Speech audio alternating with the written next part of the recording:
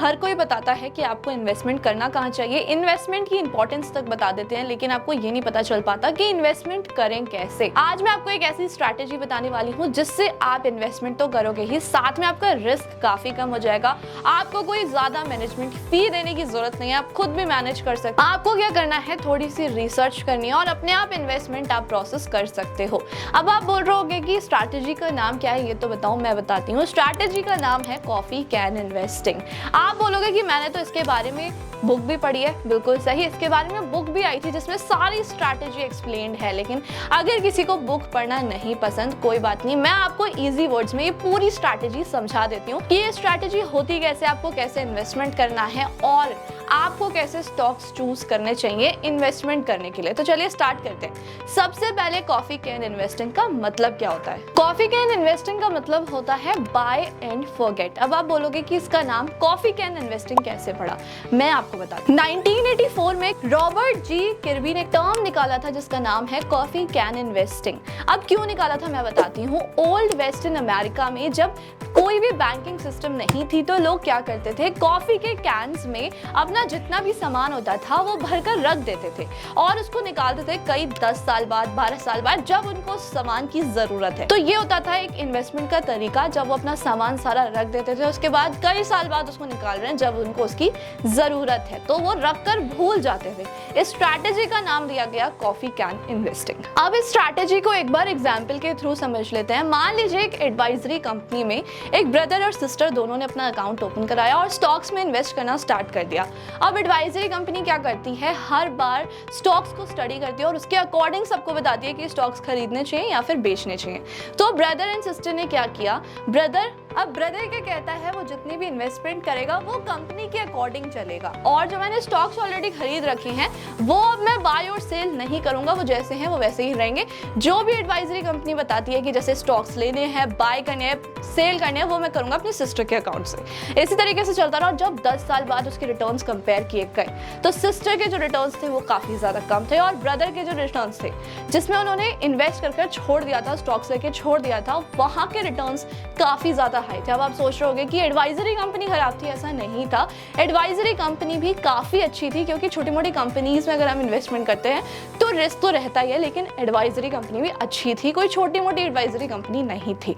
तो इसी जगह पर जो हमारा कॉफी कैन इन्वेस्टिंग स्ट्रैटेजी है वो काम आता है। इसका मतलब यही है कि अगर आप स्टॉक्स ले रहे हो लॉन्ग टर्म के लिए ले लो और उसे बाय कर भूल जाओ कि आपको वो सेल नहीं करना है। इससे क्या होगा कि आपका जो रिटर्न होगा वो काफी ज्यादा अच्छा हो जाएगा। आपको क्या करना है, आपको हमेशा फंडामेंटली स्ट्रॉन्ग कंपनीज चूज करनी है। अगर आप कोई भी छोटी मोटी कंपनी या फिर स्मॉल कैप कंपनी चूज कर लेते हो लॉन्ग टर्म इन्वेस्टमेंट के लिए और अगर आप स्टॉक्स लेके भूल जाना चाहते हो, अच्छे रिटर्न्स लेना चाहते हो, तो इस सिचुएशन में क्या होता है कि अगर आप वहां पर स्मॉल कैप कंपनीज में इन्वेस्ट कर भी देते हो तो आपका रिस्क बहुत ज्यादा बढ़ जाता है। आपको क्या करना है, आपको क्वालिटी कंपनीज चूज करनी है। आपको कोई भी ऐसी कंपनी चूज नहीं करनी है जिसमें आपको ये लगता है कि उसमें क्वालिटी नहीं है। अब आपको ये भी लगता है कि ये वाली कंपनी अच्छी है, आप लगा सकते हो उसमें पैसा, लेकिन वो मार्केट के हिसाब से कंपनी स्ट्रांग नहीं है, तो स्ट्रैटेजी में आप फेल हो जाओगे। आपको स्ट्रैटेजी के अकॉर्डिंग क्या करना है, आपको क्वालिटी कंपनीज ही चूज करनी है। अब आप बोलोगे कि आपको कंपनी चूज कैसे करनी है। आपको चूज करनी है सबसे पहले तो कंपनी की जो मार्केट कैप होनी चाहिए वो 100 करोड़ से ज्यादा होनी चाहिए।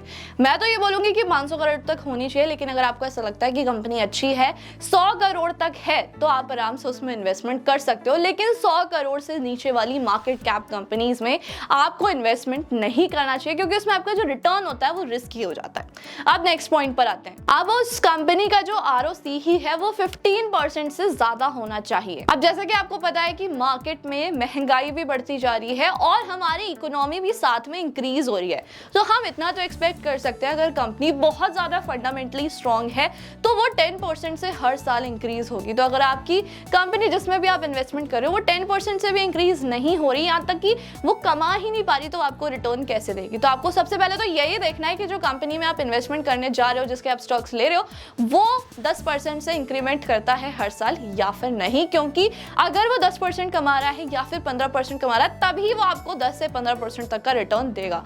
क्योंकि हम क्या चाहते हैं। अगर हम लॉन्ग टर्म के लिए इन्वेस्टमेंट कर रहे हैं तो हम यही चाहेंगे कि हमारा जो रिटर्न आ रहा है वो 15% तक हो, इससे ज़्यादा ही हो तो ज़्यादा अच्छा होगा, लेकिन कम में ऐसा लगता है कि अगर हम इतना कम ही रिटर्न ले रहे हैं तो एफडी क्यों ना करा लें। तो इसमें क्या होता है कि अगर आप अच्छी रिटर्न वाली कंपनी में जो इंक्रीमेंट कर रही है हर साल उसमें इन्वेस्टमेंट कर, तो आपका भी रेवेन्यू अच्छा जनरेट हो जाएगा। अब जो भी आप कंपनी में इन्वेस्टमेंट कर रहे हो वो उसका जो डेब्ट एंड इक्विटी है वो 0.5% से कम होना चाहिए। अब मैं बताती हूँ क्यों। क्योंकि अगर आप किसी भी कंपनी में इन्वेस्टमेंट कर रहे हो और वहाँ पर लोन ही लोन है, डेप्ट ही डेप्ट है, तो क्या होगा, उसके पास जितना भी रेवेन्यू जनरेट होगा उसमें आपको वो रिटर्न तो कम ही देगा, वो अपना डेप्ट पे करता रहेगा। फॉर सपोज उसके पास कोई लोन है या फिर उसने मार्केट से पैसा ले रखा है, तो क्या होगा, सारा पैसा लोन की तरफ, EMIs की तरफ चला जाएगा और आपका पैसा जो रेवेन्यू जनरेट होने वाला था, आपका जो रिटर्न आने वाला था वो नहीं आ पाएगा या फिर कम रह जाएगा। तो जब भी आप कहीं पर इन्वेस्टमेंट करो किसी भी कंपनी में, तो उसकी जो डेब्ट ऑन इक्विटी होनी चाहिए वो 0.5% से कम होनी चाहिए। तो आपको ये चेक करना है कि आप जिस भी इंडस्ट्री में, जिस भी सेक्टर में इन्वेस्टमेंट कर रहे हो वो वहां की कंपनी लीड होनी चाहिए, यानी कि लीडर होनी चाहिए सारी कंपनीज की। अब आप मान लीजिए आप टूथपेस्ट की कंपनी में इन्वेस्टमेंट करने जा रहे हो, तो लीडर अभी जो कंपनी है वो है कोलगेट। तो आप क्या कर सकते हो, कोलगेट में इन्वेस्टमेंट कर सकते हो। अब क्या होता है, लोग सोचते हैं कि यार न्यूज ऐसी आ जाती है जिसकी वजह से हमें टेंशन हो जाती है और हम स्टॉक्स सेल कर देते हैं। तो मैं आपको बताती हूँ क्या होता है। जो कंपनी काफी सालों से टिकी हुई है मार्केट में, आप ये कैसे सोच सकते हो कि वो गिर भी जाएगी तो एक बार उठ जाएगी, क्योंकि वो लीडर कंपनीज होती हैं। जैसे मान लीजिए कोलगेट ही ले लेते हैं एग्जाम्पल। कोलगेट काफी सालों से अपने सेक्टर में काफी बड़ी और लीडर कंपनी है। अगर आप उसमें इन्वेस्टमेंट करते हो तो आपका पैसा ग्रो ही होगा, आपका पैसा डूबेगा नहीं। इसमें आपका रिस्क बहुत ज्यादा कम हो जाता है, क्योंकि आप ऐसी कंपनीज चूज करते हो जो अपने सेक्टर्स में, अपने एरियाज में लीडर होती हैं। अब आप सोचोगे कि आप इसको कितने टाइम तक होल्ड कर सकते हो, 3 साल, 5 साल, 10 साल भी आप इसको होल्ड कर सकते हो। और मैं तो यही कहूंगी जितने ज्यादा टाइम के लिए आप इसको होल्ड करोगे आपका रिटर्न उतना ज्यादा इंक्रीज होता जाएगा। अब आप सोचोगे कि यार मैं इतनी सारी कंपनीज ढूंढूंगा कैसे, ये सारी चीजों को एक साथ रखकर मैं सब कुछ ढूंढूंगा कैसे। कंपनीज थोड़ा चेक करता रहूंगा। मैं आपको बताती हूँ ऑनलाइन बहुत सारे ऐसे प्लेटफॉर्म्स हैं जहां पर जाकर आप कंपनीज को कंपेयर कर सकते हो। अगर आप चाहते हो कि मैं आपको सारे प्लेटफॉर्म्स बताऊं तो कमेंट बॉक्स में बता देना, मैं उस पर एक डेडिकेटेड वीडियो जरूर बना दूंगी। अब आते हैं कि इसके प्रोज एंड कॉन्स क्या होते हैं। सबसे पहले प्रोज बताती हूँ। इसमें क्या होता है, सबसे पहले तो आपको बहुत ज्यादा डाइवर्सिफिकेशन मिलता है। आप अलग अलग सेक्टर्स में अपने स्टॉक्स लगा सकते हो। इसमें क्या होगा, आपका जो रिस्क है वो काफी ज्यादा कम हो जाएगा और आपका जो रिटर्न है वो इंक्रीज हो जाएगा। रिस्क कैसे डिक्रीज होता है वो मैं बताती हूँ। मान लीजिए आपने अपना अमाउंट जो है वो 10 साल के लिए 10 अलग अलग सेक्टर्स में इन्वेस्ट करते हो। अब इसमें क्या होगा कि अगर 10 कंपनीज डूब भी जाती हैं तो जो अच्छी 10 कंपनीज हैं उससे आप इतना पैसा कमा लोगे कि आपको जो लॉस हुआ है उससे आपको फर्क भी नहीं पड़ेगा। अब आ जाते हैं दूसरे प्रो पे। सबसे पहले तो ये बहुत ही ज्यादा सिंपल स्ट्रैटेजी होती है, इसको कोई भी इजीली समझ सकता है। आपको कुछ ज्यादा इसमें दिमाग लगाने की जरूरत नहीं है। अगर आपके पास टाइम कम है, आपको अच्छा इन्वेस्टमेंट करना है, तो आप इस स्ट्रैटेजी को अपने लिए फॉलो कर सकते हो। दूसरी चीज आ जाती है कि इसमें बहुत ही ज्यादा लो कॉस्ट होता है। आपको ज्यादा मैनेजमेंट फीस पे करने की जरूरत नहीं पड़ती, कहीं पर ज्यादा पैसा खर्च करने की जरूरत नहीं पड़ती। आप अपनी खुद की रिसर्च कर सकते हो और बेस्ट टॉप कंपनीज में अपना पैसा लगा सकते हो लॉन्ग टर्म के लिए। इससे क्या होगा, आपके लिए तो इजी स्ट्रैटेजी होगी, आपको ज्यादा उसमें चेक करने की जरूरत नहीं है। आपने अपना पैसा लगा के आप भूल गए, तो इस सिचुएशन में क्या होगा कि आपको अपना ज्यादा टाइम भी नहीं देना, साथ में आपका जो पैसा होता है वो भी बच जाता है, क्योंकि आपको किसी को फीस देने की जरूरत नहीं पड़ती। इसके 2 डिसएडवांटेजेस भी होते हैं जो कि मैंने आपको बताया। कौन? सबसे पहला तो इसमें ये होता है कि आपका जो फ्लेक्सिबिलिटी होती है, लिक्विडिटी होती है, वो बहुत ही ज्यादा कम हो जाती है, क्योंकि आप बार बार बाय और सेल नहीं करते।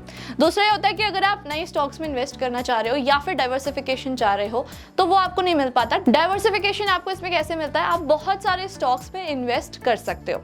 कि कॉफी कैन इन्वेस्टिंग का मतलब क्या होता है? कॉफी कैन इन्वेस्टिंग का मतलब होता है आप शेयर्स खरीदो, स्टॉक्स खरीदो और भूल जाओ। ये कब हुआ था? 1984 में ये टर्म आया था, क्योंकि ओल्ड वेस्ट इन अमेरिका में लोग कॉफी कैंस में अपना पैसा या फिर जो भी इंपॉर्टेंट चीजें होती थी वो संभाल के रखते थे और जब उनको जरूरत पड़ती थी तब वो निकालते थे, क्योंकि उस टाइम पर कोई भी बैंकिंग फैसिलिटीज अवेलेबल नहीं थे। एक सिंपल स्ट्रैटेजी है जो आप अप्लाई कर सकते हो, अपने रिस्क को काफी कम कर सकते हो, अपने रिटर्न्स को काफी ज्यादा हाई कर सकते हो। अगर आपको इससे रिलेटेड कोई भी क्वेरी है, क्वेश्चन है, आप मुझे कमेंट बॉक्स में पूछ सकते हो।